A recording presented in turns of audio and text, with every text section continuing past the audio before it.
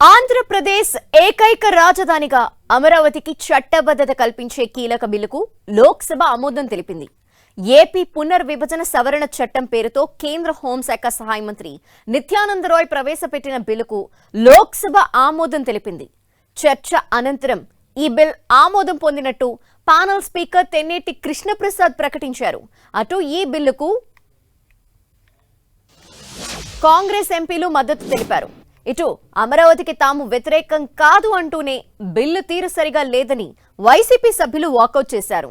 ఈ బిల్పై సభలో సుమారు 2 గంటల పాటు సుదీర్ఘ చర్చ జరిగింది.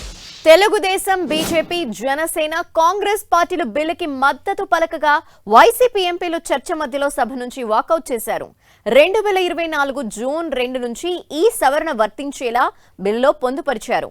ఈ చట్ట సవరణతో రాష్ట్రానికి అమరావతి ఏకైక రాజధానిగా చట్టపరమైన భద్రత లభిస్తుంది. లోక్సభ ఆమోదం పొందిన ఈ బిల్లు రేపు రాజ్యసభ ముందుకు వెళ్లనుంది. పెద్దల సభలో కూడా ఆమోదం పొందితే రాష్ట్రపతి ఆమోదంతో చట్టంగా మారనుంది. దీంతో గతంలో వచ్చిన 3 రాజధానుల ప్రతిపాదనకు చట్టపరంగా తెరపడినట్లవుతుంది.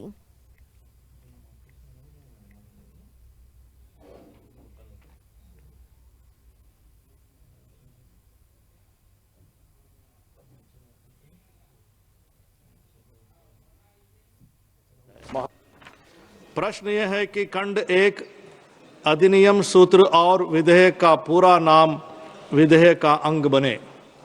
जो सदस्य इसके पक्ष में है वो हाँ कहें, जो सदस्य विरोध में है वो ना कहें। मेरे विचार में निर्णय हाँ वालों के पक्ष में हुआ, हाँ वालों के पक्ष में हुआ। खंड 1 अधिनियम सूत्र और विधेयक का पूरा नाम विधेयक के अंग बने। मंत्री अब यह प्रस्ताव करे कि विधेयक को पारित किए जाए। महोदय, मैं प्रस्ताव करता हूं कि विधेयक पारित किया जाए।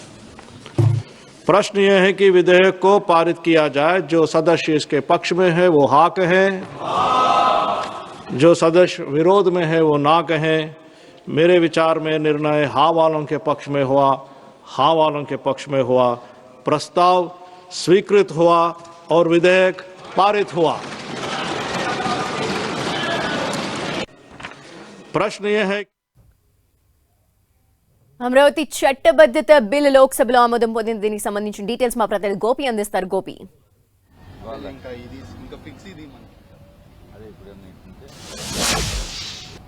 పునర్విభజన చట్టాన్ని సవరిస్తూ 2026 సవరణ చట్టంగా తీసుకురావడం జరిగింది. దీన్ని కేంద్ర హోంశాఖ సహాయ మంత్రి సభలో ప్రవేశపెట్టడం జరిగింది. దానిపైన చర్చకు ఇటు కేంద్ర సహాయ మంత్రి పెమ్మసాని చంద్రశేఖర్ ఈ యొక్క బిల్లుకు సంబంధించి కూడా చర్చను ప్రారంభించడం జరిగింది. ముఖ్యంగా రాష్ట్ర రాజధాని లేకుండా గత 2 సంవత్సరాలుగా కూడా ఆంధ్రప్రదేశ్ గడుపుతోంది. అమరావతిని శాశ్వత రాజధానిగా చేయాలంటూ కూడా ఇప్పటికే ఈ అంశం పైన ఆంధ్రప్రదేశ్ శాసనసభ తీర్మానాన్ని కూడా చేసి కేంద్రానికి పంపడం జరిగింది. దానికి సంబంధించి కూడా ఈ చర్చ సందర్భంగా జరిగింది. అయితే అమరావతి రాజధానిగా చేయడము, దాని వెనకాల రైతుల కృషి, ఇతర అంశాలపైన కూడా ఇటు ఎంపీలు, ఇతర పార్టీకి సంబంధించిన నేతలంతా కూడా మాట్లాడడం జరిగింది. అయితే ఆంధ్రప్రదేశ్ రాజధాని 2024 జూన్ 2 నుంచి కూడా అమరావతిని రాజధానిగా గుర్తిస్తూ ఈరోజు బిల్లు పాస్ అవ్వడం జరిగింది.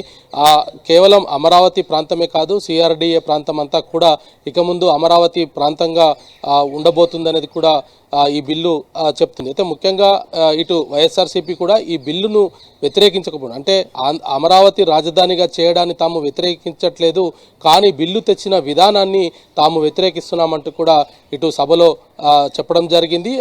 దానిపైన చర్చ అనంతరం వైఎస్ఆర్సీపీ ఎంపీలంతా కూడా లోక్సభను వాకౌట్ చేస్తూ బయటికి వెళ్ళిపోవడం జరిగింది. అయితే 2014 తర్వాత రాష్ట్ర విభజన జరిగిన తర్వాత 10 సంవత్సరాల పాటు ఉమ్మడి రాజధానిగా హైదరాబాదును నిర్ణయిస్తూ అప్పట్లో 2014లో ఆంధ్రప్రదేశ్ పునర్విభజన చట్టాన్ని తీసుకురావడం జరిగింది. 2024 తోటి ఆ కాలం పూర్తి అవ్వడం జరిగింది. 24 తర్వాత కూడా రాజధాని లేకుండానే ప్రస్తుతం ఆంధ్రప్రదేశ్ ఉన్న పరిస్థితి ఉంది. అయితే రైతులు ఇచ్చిన భూములకు సంబంధించి, అంటే తమ వ్యవసాయ భూమి అంతా కూడా రాష్ట్ర అభివృద్ధి కోసం రైతులు ఇవ్వడం జరిగింది. ఆ తర్వాత 36,000 ఎకరాలకు సంబంధించి కూడా వాళ్ళు గత 12 సంవత్సరాలుగా కూడా పోరాటం చేస్తూ ఉన్న పరిస్థితి అయితే కనపడుతుంది. అంటే తమ భూములు కోల్పోయినప్పటికీ కూడా రాజధాని అక్కడ నిర్మాణం జరగట్లేదు, ఇతర ప్రాంతాలకు కూడా రాజధాని తరలి వెళ్తుందన్న ఆందోళన కూడా వాళ్ళు చేయడం జరిగింది. ఒకానొక సమయంలో ఢిల్లీ జంతర్ మంతర్ వద్ద కూడా రైతులు ఆందోళన చేసిన పరిస్థితి చూస్తూ వచ్చాం. అయితే ఈరోజు కొంత చారిత్రాత్మకమైన బిల్ అని చెప్పొచ్చు. ఎందుకంటే